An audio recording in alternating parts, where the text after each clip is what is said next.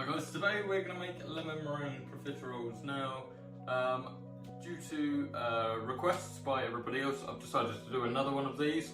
And this is actually inspired by my girlfriend, whose favourite dish is lemon meringue pie. So let's get started. So over here we've got 125 mils of water, 125 mils of milk, 120 grams of butter, 150 grams of flour, and then 4 eggs. So we're just going to heat up our water, milk and butter all together, just until the butter boils.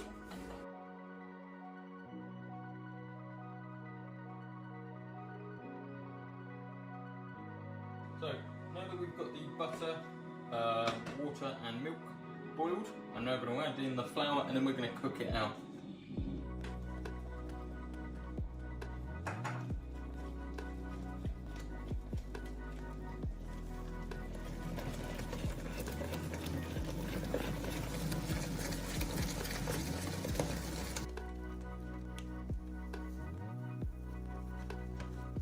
What we're looking for here is that the whole product actually all comes away from the side, and that what we really are trying to aim for here is to cook out the flour of the gluten, because nobody actually wants to taste that and the raw flavour.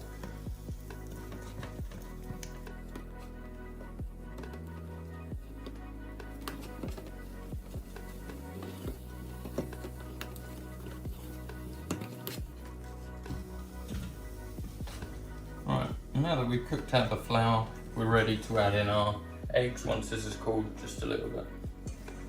So I'm just going to pour this into the machine, have it going a little bit, and then we'll pour in the eggs one at a time.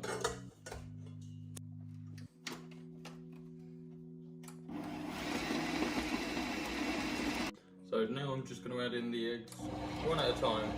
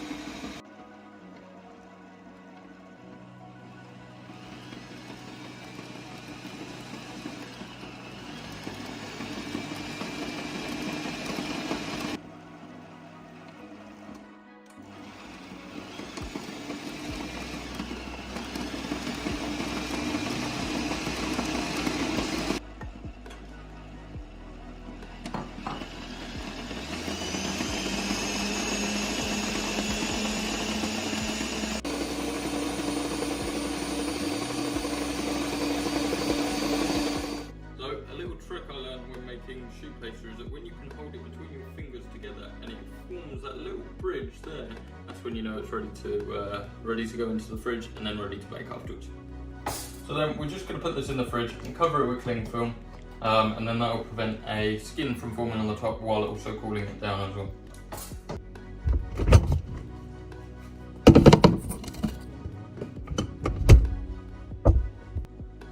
So I'm just going to bring that up to the bowl for the bain-marie, and then over here we've got 80 mils of butter, 80 mils of lemon juice, 135 grams of sugar and 4 egg yolks.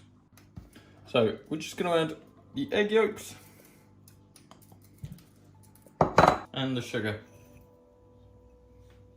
Right, then we're just going to mix all of that together, and we're going to place that onto the pan of boiling water. And we're just going to wait until that thickens up slightly. We're going to add the butter towards the end and that will thicken it through. So this is essential that we thicken this as much as possible, because when we add the butter, that's going to loosen but at the same time thicken. So this is a very, very vital stage of the entire lemon meringue profiterole. So now that our lemon curd is considerably more thicker, what we're going to do now is add in the butter bit by bit until each part has dissolved.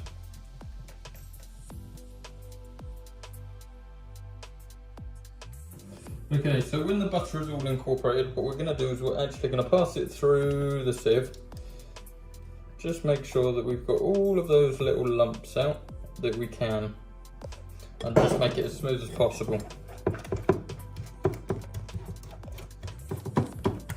And then after this, we're just going to chill it in the fridge.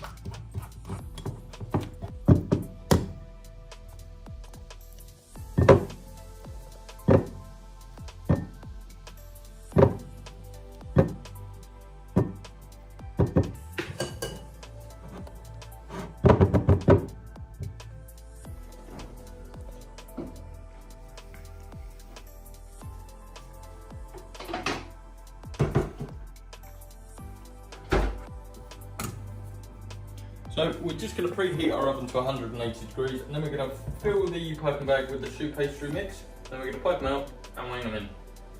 Right, so I'm just going to put a little bit on each corner, and that will just hold this grease-proof in place. Okay, like so.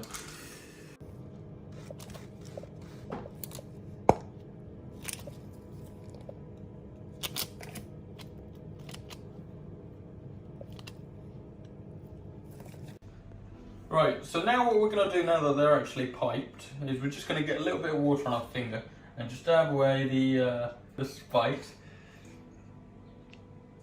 for all of them. And that prevents the tops from burning as well.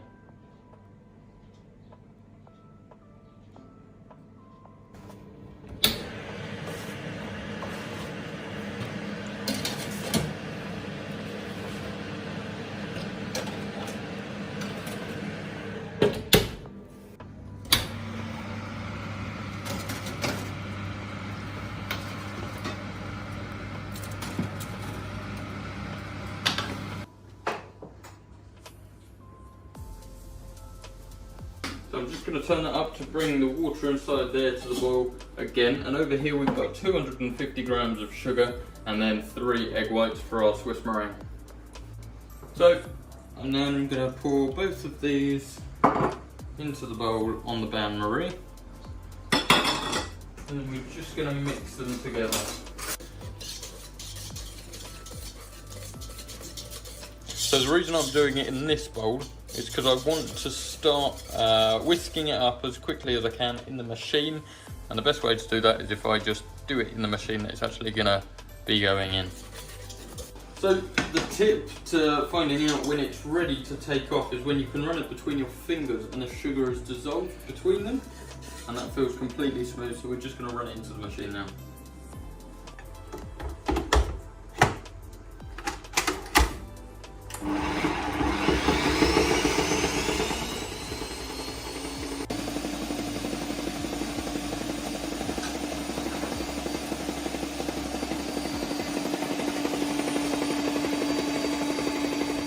So while we were making these, letting these chill, I've actually cut little holes in them so that we can actually insert this, and our meringue has finished whipping. So I'm going to go ahead and just fill all of these until you feel some pushback come back. So I'm just filling this with the piping bag now, and then we're just going to top the profiteroles with this meringue.